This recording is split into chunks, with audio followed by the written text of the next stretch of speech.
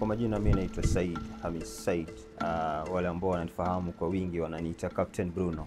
Mimi nimekuwa katika idara ya uvuvi na nimekuwa mwenyekiti kwa miaka takriban 9 sasa.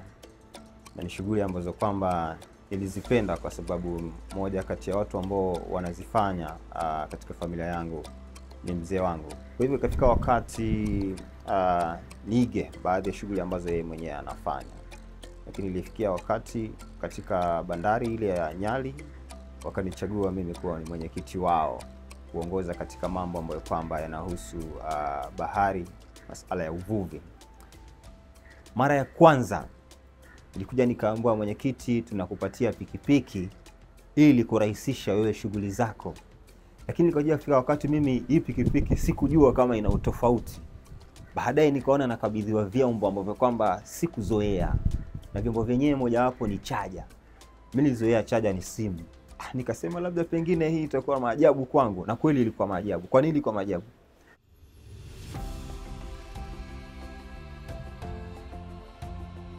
Kwanza, gharama ambazo nilikuwa natumia kupigia mtu wa bodaboda ama kuitumia ile bodaboda yenyewe kubeba samaki kutoka sehemu moja hadi nyingine, gharama ni kubwa. Kwa sababu nikiweka kula box yangu pale juu, niweke kilo 20, labda nitatumia shilingi 70 kuichaji hiyo battery. Na mimi tangu nianze kuitumia hii pikipiki, napata hii battery moja hata simalizi kuitumia, na nabakisha kama 30%, bado naweza nikaitumia.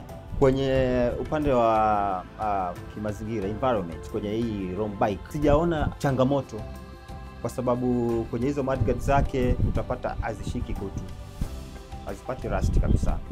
Nimeshaitembea paka kwa maji kabisa, lakini napata Rom bike na miezi labda 5-6 yenye mtu ametumia, utapata ni kama imetoka dukani iko na wiki moja. Jamaa wameunda, yani pale nasema jamaa wamemaliza. Rom, karibu Mombasa.